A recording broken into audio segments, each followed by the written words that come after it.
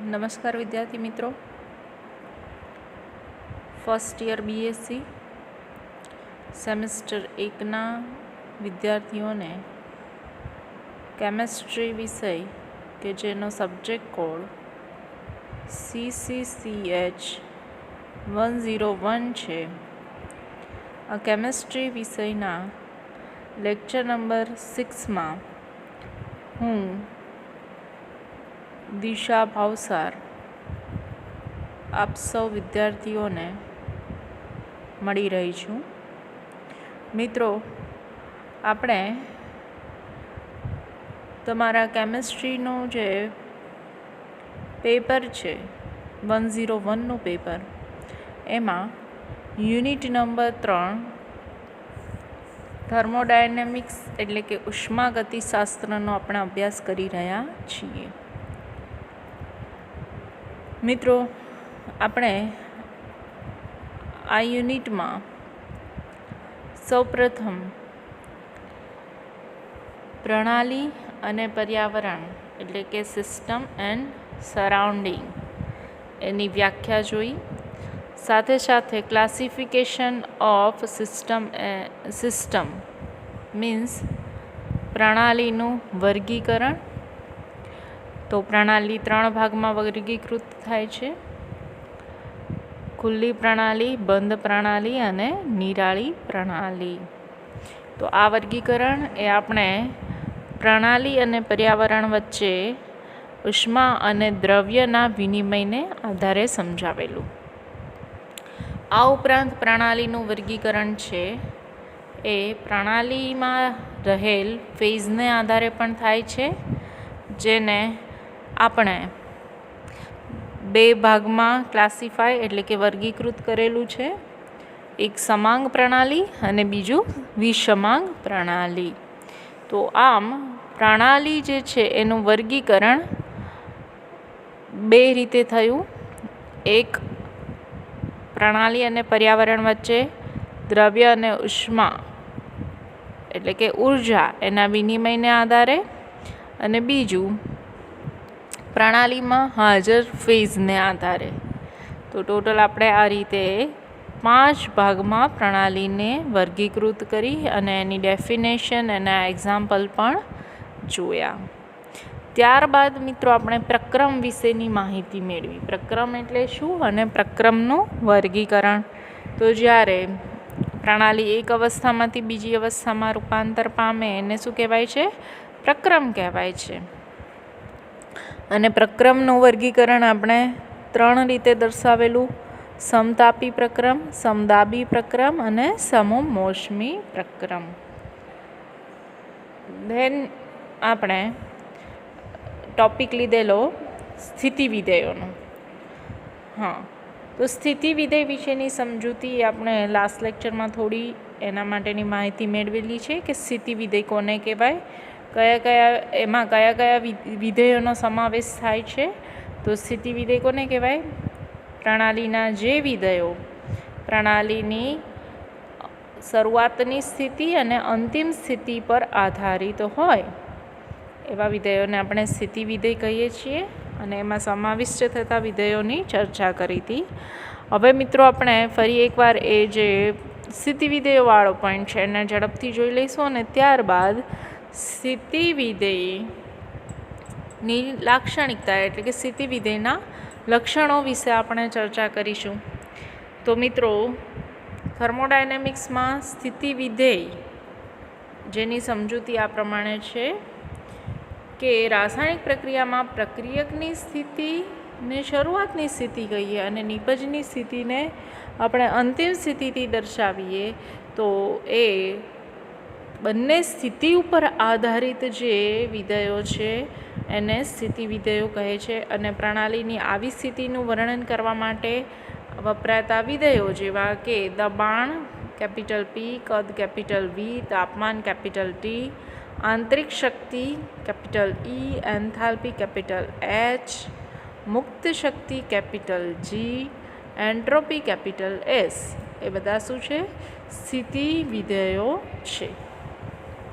હવે next point જોઈએ મિત્રો આપણે આ સ્થિતિ વિધેયોની લાક્ષણિકતા. તો સૌથી પહેલો મુદ્દો સ્થિતિ વિધેયોની લાક્ષણિકતામાં ફર્સ્ટ પોઈન્ટ જે છે એ છે કે સ્થિતિ વિધેયો એ પ્રણાલીની સ્થિતિ ઉપર આધાર રાખે છે. તેથી પ્રણાલીની સ્થિતિ જો બદલાય તો સ્થિતિ વિધેયનું મૂલ્ય પણ બદલાય, કારણ કે એ શરૂઆતની સ્થિતિમાંથી અંતિમ સ્થિતિમાં પરિણમે ત્યારે પ્રણાલીની સ્થિતિ પર આધારિત છે. કોણ? સ્થિતિ વિધેયો.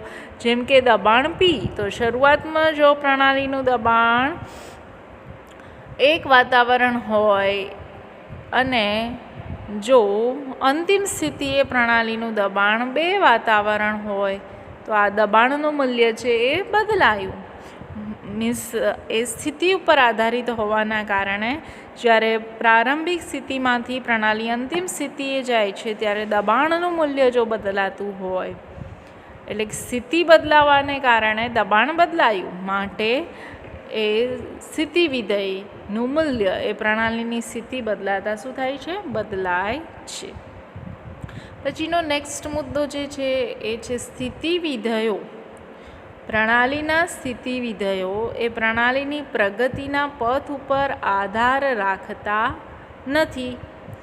ઉષ્મા, કાર્ય અને અંતર વગેરે પ્રણાલીની પ્રગતિના પથ પર આધાર રાખતા હોવાથી તે સ્થિતિ વિધેયો નથી. હવે મિત્રો આપણે અહીંયા જે થર્મોડાયનેમિક્સના વિધેયો જે છે એ થર્મોડાયનેમિક્સમાં કે વિધેયો છે એને આપણે 2 ભાગમાં ક્લાસિફાય કરી શકીએ. એક છે સ્થિતિ વિધેય અને બીજા છે પથ વિધેય. સ્થિતિ વિધેય કોને કહીશું?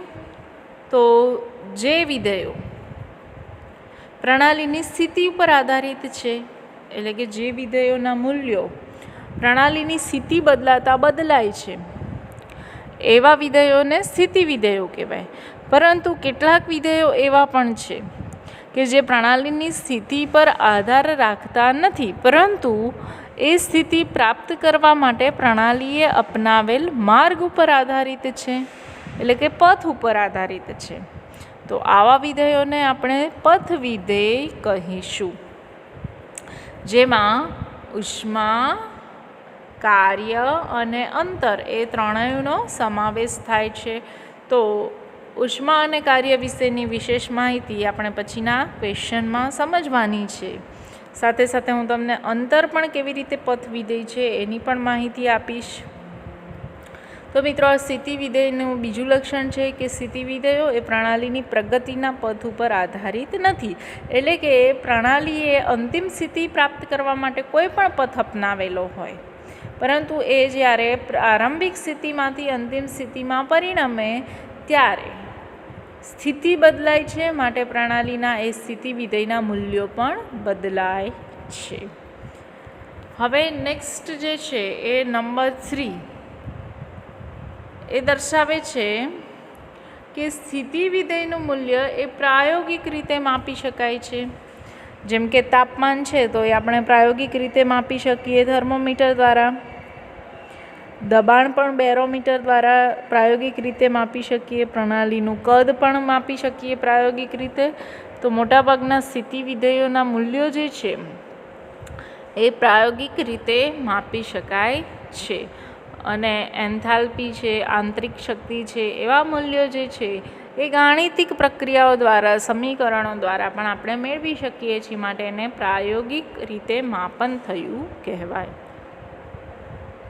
લાસ્ટ પોઈન્ટ જે છે સ્થિતિ વિધેય માટેની લક્ષણોમાં એ છે આપેલી પ્રણાલીના 2 કે 3 સ્થિતિ વિધેયનું મૂલ્ય અચળ કરી દેવામાં આવે.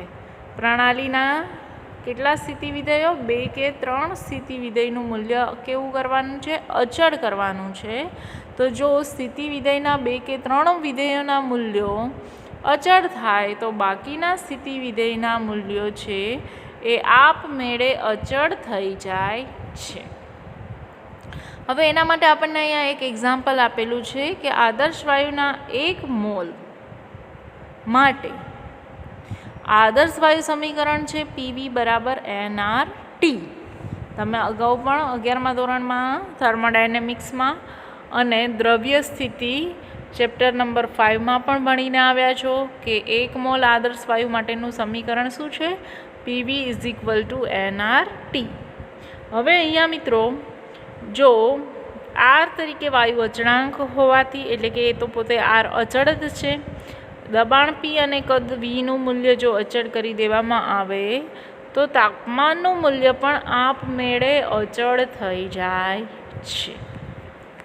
તમને હવે આજે અહીંયા આપણે સ્ટેટમેન્ટ આપેલું છે કે PV = nRTમાં જો દબાણ P અને કદ Vનું મૂલ્ય અચળ કરીએ તો તાપમાનનું મૂલ્ય પણ આપમેળે કેવું બની જાય છે? અચળ બની જાય છે.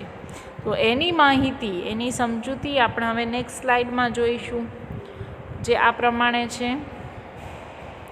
મિત્રો, આદર્શ વાયુ સમીકરણ છે PV =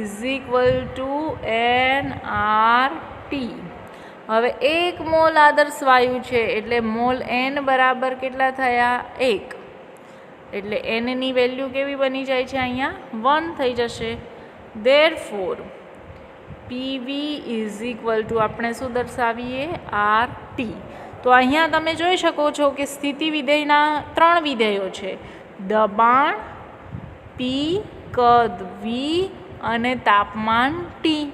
આ જે કેપિટલ R છે એ R તો શું દર્શાવે છે? વાયુ અચળાંક. અને વાયુ અચળાંકનું મૂલ્ય તો અચળ જ છે, જે આપણે જાણીએ છીએ.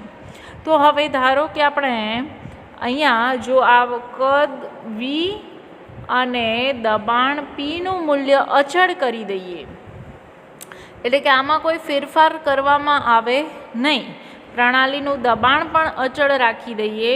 સપોઝ પ્રણાલીનું દબાણ આપણે 1 વાતાવરણ અચળ લઈએ છીએ અને એનું કદ જે છે એ કદ પણ ધારો કે 10 મિલીલીટર અચળ કરી દઈએ, તો સાથે આ તાપમાનનું મૂલ્ય પણ હવે કોન્સ્ટન્ટ જ રહેશે × T.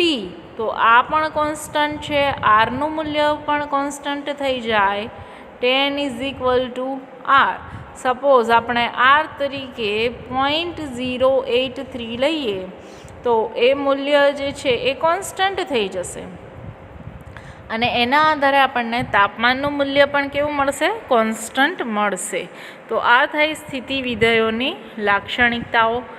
ફરી એકવાર આપણે એને સમજી લઈએ. સ્થિતિ વિધેયોની લાક્ષણિકતાઓ કેટલી છે? 4.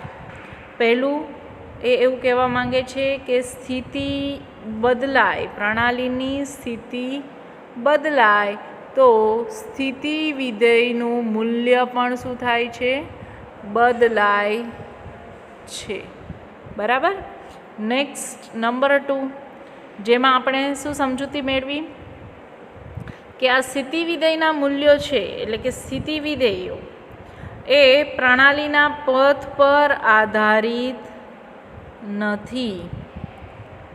એ માત્ર આધારિત નથી, એ માત્ર કોના ઉપર આધારિત છે? પ્રણાલીની સ્થિતિ પર આધાર રાખે છે. તો પથ પર આધારિત હોય એવા કયા વિધેયો છે?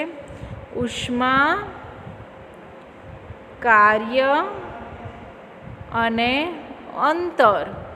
આ ત્રણેય જે છે એ પથ પર આધારિત છે, માટે એને કહેવાય છે પથ વિધેય. તો સ્થિતિ વિધેયના મૂલ્યો એની સ્થિતિ બદલાતા બદલાય છે. એ પ્રણાલી અપનાવેલ પથ પર આધાર રાખતા નથી.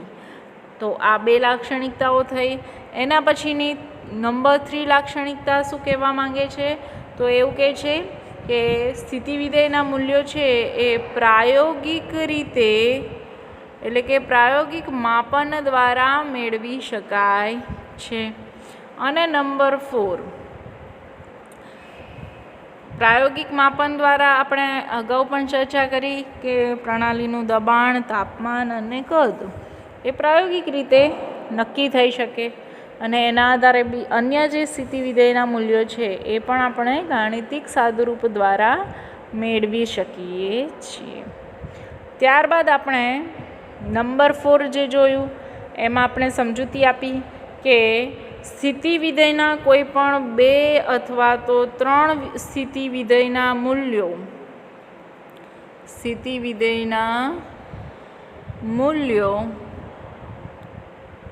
જો અચળ કરવામાં આવે, અચળ કરી દેતા બાકીના સ્થિતિ વિધેયના મૂલ્યો જે છે, સ્થિતિ વિધેયના મૂલ્યો એ આપમેળે અચળ બની જાય છે, કે અચળ થઈ જાય છે. તો આ થઈ સ્થિતિ વિધેયોની લાક્ષણિકતા.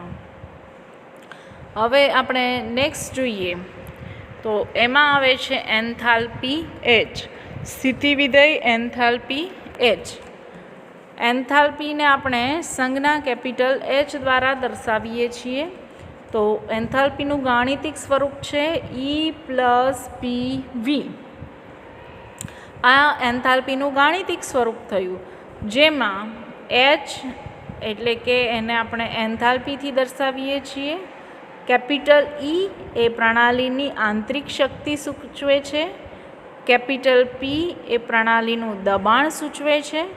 અને કેપિટલ V એ પ્રણાલીનું કદ સૂચવે છે. તો મિત્રો અહીંયા આપણે એન્થાલ્પી જે છે કેપિટલ H, સ્થિતિ વિધેય એન્થાલ્પી, આ સ્થિતિ વિધેયને આપણે કેવી રીતે વ્યાખ્યાયિત કરી શકીએ? તો આંતરિક શક્તિ, આપણે એન્થાલ્પીને વ્યાખ્યાયિત કરવા માટે આ રીતે કહી શકીએ, આંતરિક શક્તિ કેપિટલ E અને દબાણ તથા કદના ગુણાકારના બેઝિક સરવાળાને પ્રણાલીની એન્થાલ્પી કહે છે. તો અહીંયા મિત્રો એ આપણે ડેફિનેશનમાં દર્શાવેલું છે કે આંતરિક શક્તિ અને દબાણ તથા કદના ગુણાકારના બેઝિક સરવાળાને એન્થાલ્પી કહે છે. હવે આપણે નેક્સ્ટ દર્શાવીએ એન્થાલ્પીમાં થતો ફેરફાર. તો એને આપણે અહીંયા હવે આ દરેક સ્થિતિ વિધેયો જે છે એને ગાણિતિક સ્વરૂપે એટલે કેટલાક અગત્યના સમીકરણોના સ્વરૂપમાં સમજીએ છીએ. તો એમાં આપણે એન્થાલ્પીનું ગાણિતિક સમીકરણ એટલે કે ગાણિતિક સ્વરૂપ જોયું, H=E+PV. હવે આપણે નેક્સ્ટ જોઈશું એમાં થતો ફેરફાર. તો અચળ દબાણે એન્થાલ્પીમાં થતો ફેરફાર દર્શાવવો હોય તો એના માટે આ પ્રમાણેનું ઇક્વેશન બને છે. એન્થાલ્પીમાં થતો ફેરફાર એને ડેલ્ટાથી દર્શાવીએ. ફેરફારને દર્શાવવા માટે ડેલ્ટા સંજ્ઞા મૂકેલી છે. તો ડેલ્ટા H=ΔE+P∆V. કારણ કે અહીંયા અચળ દબાણ રાખેલું છે માટે દબાણમાં ફેરફાર થશે નહીં. તો આપણે એને દર્શાવીશું ડેલ્ટા H=ΔE+P∆V. હવે આ જ રીતે મુક્ત શક્તિ G માટે પણ આપણે ગાણિતિક સમીકરણ જોઈએ. તો મુક્ત શક્તિ કેપિટલ G, જેને ગિબ્સ ફ્રી એનર્જી તરીકે પણ ઓળખવામાં આવે છે. તો મુક્ત શક્તિ કેપિટલ G ઇક્વેશન છે H-TS. તો આપણે જે આ સમીકરણ લખેલું છે G=H-TS, એમાં આપણે જાણીએ છીએ કેપિટલ G શું બને છે? પ્રણાલીની મુક્ત શક્તિ. ત્યારબાદ કેપિટલ H એ એન્થાલ્પી સૂચવે છે. કેપિટલ T એ પ્રણાલીનું તાપમાન કેલ્વિનમાં સૂચવે છે. તથા એન્ટ્રોપી S એ પ્રણાલીની એન્ટ્રોપી થશે કેપિટલ S. હવે આગળનું જે આપણે એન્થાલ્પીમાં થતો ફેરફાર જોયો એ જ રીતે આપણે મુક્ત શક્તિમાં થતા ફેરફાર માટેનું સમીકરણ દર્શાવીએ, જે આ પ્રમાણે થશે. મુક્ત શક્તિનો ફેરફાર દર્શાવવા માટે પ્રણાલી અચળ તાપમાને છે એવું સ્વીકારવામાં આવે, એટલે કે અચળ તાપમાને મુક્ત શક્તિમાં થતો ફેરફાર એને આપણે દર્શાવીશું delta G= delta H minus T delta S વડે.